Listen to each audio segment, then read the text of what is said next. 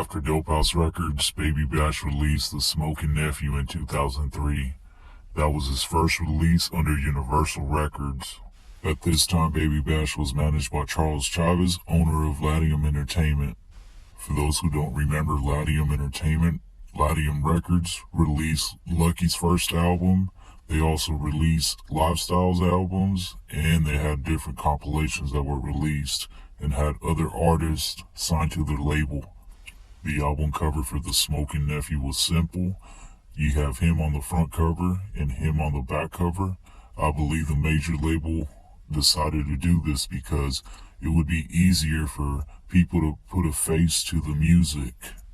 And for those of us who already knew him, we knew that Beesh was Bash. 75% of the album was produced by Happy P, Happy Perez, and Bash also brought along his boys from Dope House Records to be featured on the album. Song number 1 is Sugar Sugar featuring Frankie J, and it was produced by Happy P, Happy Perez. This song charted all over the world. Some of the countries it charted in were New Zealand, Australia, Germany, and of course the US. This is a dope song. Smooth, chill. The vibe is awesome. 16 years later, and Baby Bash is still getting paid off this song. It has been sampled, and it's also being played all over the world on radio stations. Song number 2 is Yessa featuring Max Manelli. This is a cool song. It features a very underrated rapper. If you haven't heard of Max Manelli, please look him up on YouTube. Song number 3 is Weed Hen featuring Grimm and Lucky Luciano. This is one of the few songs that was not produced by Happy P. This one was actually produced by Shadow. Bash kills it, Grimm kills it, and Lucky wrecks it. Okay, this was a time when Lucky wasn't featured on a lot of songs. It wasn't saturated. Okay, so this, as soon as Lucky's verse starts, I think everyone raps along with it. Song number 4 is Shorty Do Wop featuring Russell Lee and Perla Cruz. This was produced by Happy P. This is a song for you and your girl. If you want to dedicate this song to your girl, go ahead. Song number 5 on the Curve has David Wade on the background vocals. It was produced by Mike C. This is a smooth, laid-back, dope song. This is one of my favorite songs off the album. You can just ride to, cruise to.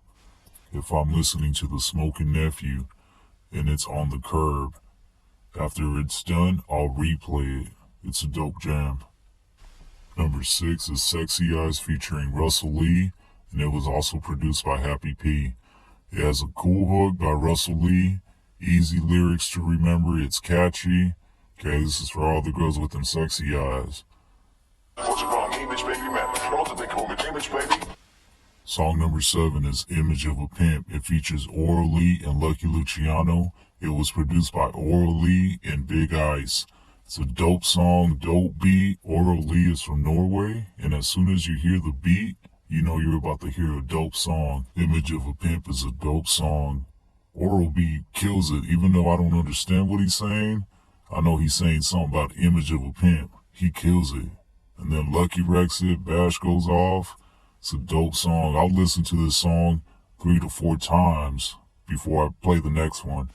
Song number 8 is Early in the Morning. It was produced by Mario Ayala, and this was previously released on another album called On the Cool. It was under Dope House Records, and this is a cool song. Song number 9 is Feelin' Me featuring Russell Lee, produced by Happy P. This is about a girl who's feeling you. She's into players, not suckers. It's a cool song. Song number 10 is Oh Wow featuring Merciless and Happy P. This song was previously released on the Ultimate Cartel. This is a dope song. Merciless, Happy P, and Bash go off on this song. This song basically reminds me of people who always talk the talk but never walk the walk. They say they're doing this, they're doing that, but in reality, they're not making moves. Okay, so what are they gonna do now? What are they gonna brag about? Something they haven't done? This song is very relatable nowadays, especially with social media. A lot of people are posting photos of them going to fancy restaurants, driving fancy cars, having expensive clothes, but their bank account isn't showing what they're showing. Song number 11 has changed my life. It says it features Graham, but all the verses sound like Baby Bash to me. So is he on part of verse 1? If you know, let me know. This song was produced by Happy Perez. Okay, so Bash lets you know, get your head straight, get your head right. Okay, don't change your life for no female. Don't change your life for anyone. Do you? Song number 12 is Stay Perkin. It features Angel Dust, Chingo Bling, and Doom. It was produced by Happy Perez.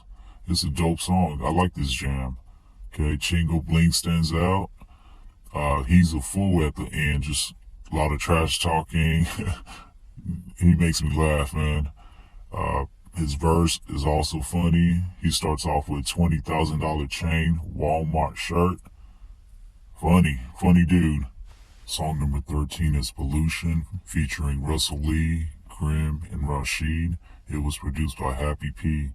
Rashid paints a picture with his verse at the beginning of the song. It makes you think. Grim also does the same. Okay, I just wish the song had a verse by Baby Bash. Okay, it sounds like a song that would be featured on an Lone Star Riders album. It's a dope jam, dope hook. Song number 14 is Menage a Trois, featuring Frankie J and Powder. It was produced by Happy P. Powder kills this song. Nicki who? Man, Powder wrecked it. And that's all I gotta say. Song number 15 is The Chop, featuring AWAX and JT. It was produced by Happy P. This is a cool song. I'll probably have to go back and listen to it a couple times, but I remember it being a cool song. I decided to go back and listen to The Chop. Baby Bash kills it. AWAX does his thing. And then JT puts his own flavor to the song. So it's a cool song. It's a dope song. Song number 16 is Don't Disrespect My Mind, featuring Lil G. It was produced by Happy Perez. And this song was previously released on the Ultimate Cartel. Okay, that version has 3 verses, but the one you hear on the Smokin Nephew only has 2 verses. Okay, so I wish they would have had the version with 3 verses, because it's dope, man. That second verse and third verse by Bash is dope. And then you have Lil G, who's always doing his thing on all of the songs he's on, always wrecking. Finally, number 17 is the Sugar Sugar remix. It featured Major Riley, who was a dope house artist at the time. He's on the hook, and then it's a different beat produced by Happy Perez. I wanted to show my appreciation for this dope album, and also to Baby Bash. He's very approachable, very humble, and shows you respect. Okay, he treats you with respect. All these other artists and wannabe rappers who've never had a hit, they think they're all that. They think they're too good. Okay, but Baby Bash, even with his huge success, he is still humble. Before we end the video, I'm going to show you that the Smokin Nephew album went gold. It should have went platinum, but it went gold, and you'll see that in the video. His single Sugar Sugar also went gold. I'm not sure when those numbers were updated, but I feel like Sugar Sugar as a single should be platinum, or many times platinum, okay? So I'm not sure how updated the website is. Baby Bash, I said it many times, he's not trying to be the hardest rapper. He's not trying to be the best rapper. All he does is make hits. I mean, his catalog speaks for itself. There's been dope songs on his albums that could have been radio played, but they weren't, okay? So he's managed throughout his career to make hits, okay? Whether they're on the radio or not, he's making hits, and you can't take that away from him. So shout outs to Baby Bash once again.